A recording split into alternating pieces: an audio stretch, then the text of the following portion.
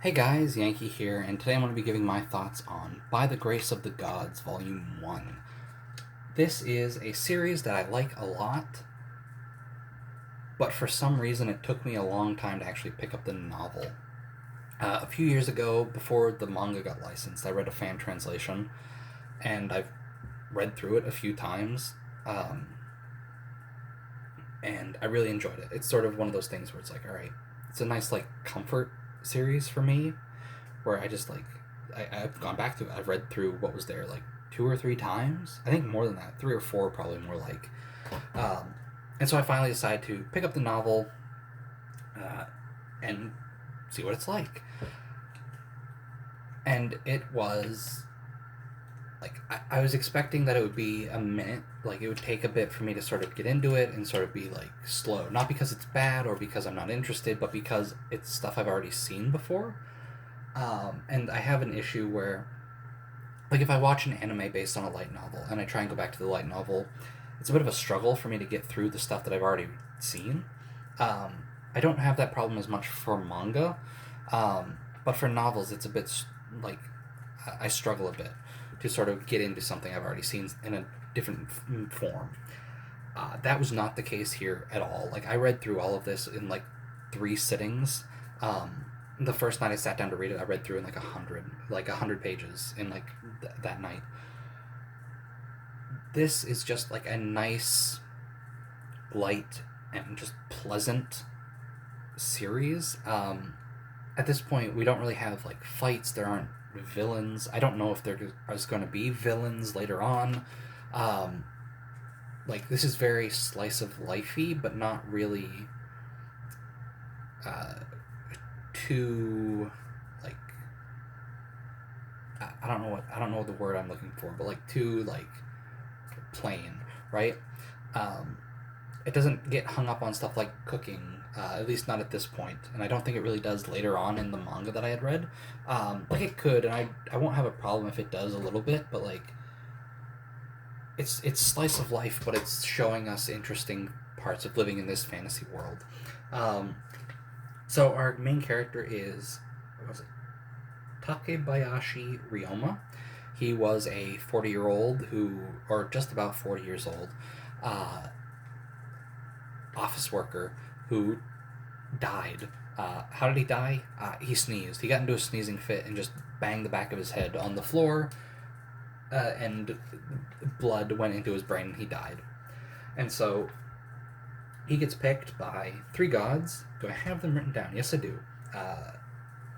What is it? The goddess of creation, Gain. The goddess of love, Lulutia. And I don't remember what Khufu's the god of. I should have written that down, but I didn't. And they basically need him to go to this other world, because through sort of transporting someone from Earth to this other world, they siphon off Earth's magic and bring it to this world. So magic gets used in this world more than it replenishes itself. Earth doesn't have magic, and so they just take it, put it in this one. Cool. They don't have a mission for him. He doesn't have to defeat a big evil demon or anything like that. They mention right at the start that the world's pretty much at peace right now. There's not any significant wars or anything happening. Just go live your life. We're going to put you in the body of this kid.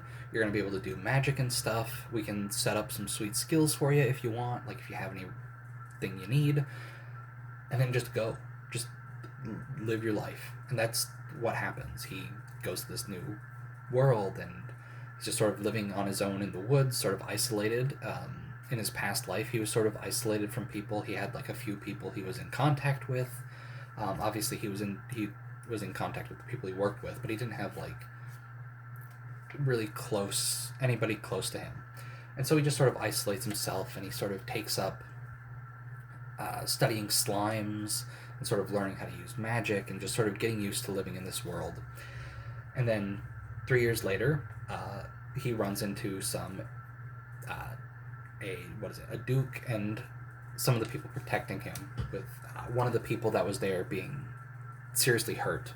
And Ryoma sees this. He offers assistance. He's just a kid, so they're not really too afraid of him.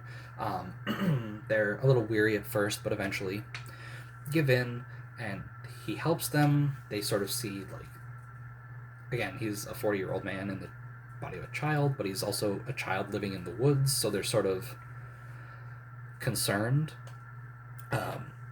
And so eventually he helps them, they leave, they come back, and they're the ones that sort of pull him out of his sort of what's the word, solitude, I guess. And it's just really nice. What is it, Jamil? I don't know how you would pronounce it, so I'm sorry. The Jamil family are great. Reinhardt, who is the blonde man here on the cover, is the Duke. The little girl there is, oh boy, I don't know how to pronounce it. Eliaria is how it's spelt, so I'm going to pronounce it like that. That might be wrong, and I'm just going to go with it. His wife Elise, and then the father Reinbach. They're great. They're just like, again, like, all right, here's a kid, let's help him out. He's shows promise. Like, we're a family of monster tamers, and he's doing interesting things with slimes. He's learned how they sort of evolve. Like, you can get a regular slime, and it can evolve into, like, poisonous slime, or, like, what is it? A scavenger slime, which is a slime that eats, like, dead animals and stuff. It's like a vulture of slimes, things like that.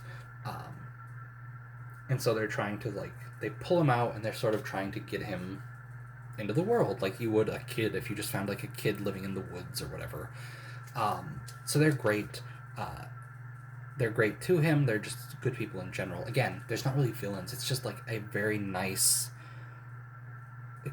like I said, it was like a comfort series for me, and it very much feels like that. It's wonderful.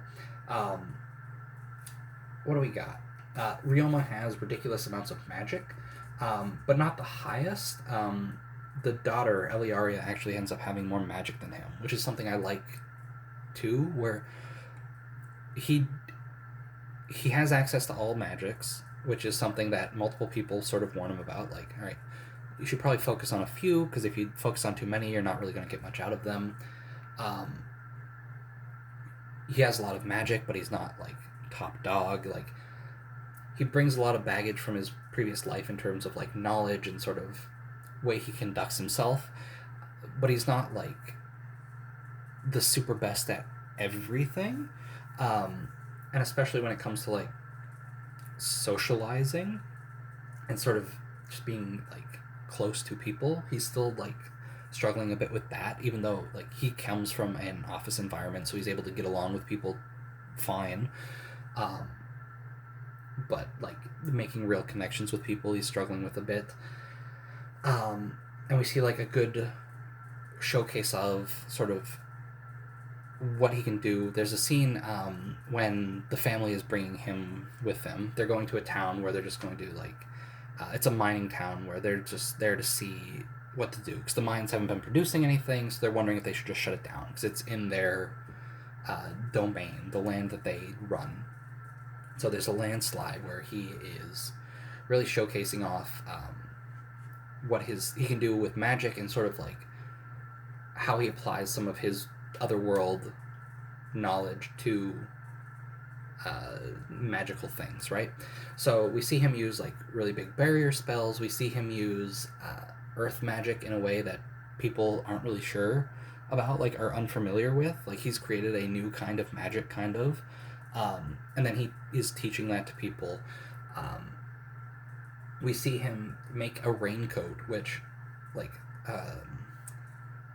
for isekai stuff loves to have their protagonists just, like, invent things that exist in our world. But the way it's handled here, I think, is just really well done, in that it's not all, like, in this volume at least, it's not him creating something to try and, like, become prosperous. Like, in Another World with My Smartphone, is it shogi that he invents, and then I think he starts selling it at some point? I forget, I'm a little foggy on that, but, like, he didn't invent the raincoat with the intention of selling it. He invented the raincoat because in his world he had raincoats, and it's just like he needed that. and then we get to the town and we sort of like settle in. Um, he is unable to become, well, he joins the Tamers Guild, and we learn about some like inner politics of that, where people don't really value people. Like a person in the Tamers Guild's value is judged by like what kind of things they have tamed. Um, and so Ryoma eventually ends up going to the Adventurers Guild and sort of taking on some tasks to sort of make money for himself and sort of find a place here. And it's really great. He starts with like a simple cleaning task, which is something that would work well for him because of his slimes. Like one of the slime types he had discovered was like a cleaning slime. So perfect. He takes on a cleaning request, does well. That eventually leads to him getting a request to clean toilets. Basically, he becomes a janitor. And sort of our big conflict for this whole volume is that in the toilets there is a epidemic possibly brewing, and we have to clean them up before anybody gets sick. And it's great. Like again, the stakes in that are high, but it's not like a big fight, um, which is nice. I'm just sort of rambling on about it. I really, really enjoyed this. I don't know why it took me so long to actually just pick up the novels because, again, I know I like this series a lot. I've read through what was available of the fan translation of the manga a few times now. I really, really like this series. I like it a lot. Um, I don't, I don't remember how, like I don't know how much of the manga I read, like how many volumes of the novels that adapted, but I can't imagine it's more than like 2 or 3. And there's already like 12 or 13 volumes of this, so I'm really, really excited about that. To just sort of, and they're all in English already. So like I'm really excited about that. Just sort of getting past that, even though I'm really enjoying going back through it in novel form. But I'm really excited to see where everything goes, and like the idea that there's so much more that I just haven't read yet is exciting. I'm really excited. This is like I enjoy reading like novels and stuff, but this is probably like the one of the most enjoyable reading experiences I've had in a long time. Um, and that's not like saying much because I'm not reading a whole lot. I'm rereading a lot of stuff, and so like obviously even if I really enjoy those, um, like it's a different experience rereading a novel than it is reading one that you haven't read before. And even though I've seen like this bit of the story, like if I had more volumes of this, I would have just sat down and plowed through as many as I could. Like when I read Invaders of the Rokujoma for the first time, I plowed through that series like 20 something volumes in like a month and a half, 2 months. Like I was constantly reading that. And I really wish I could be doing that here with this. It's great. It's a really nice series. I'm excited to look at more of it. Anyway, thanks for watching. I'll see you guys next time.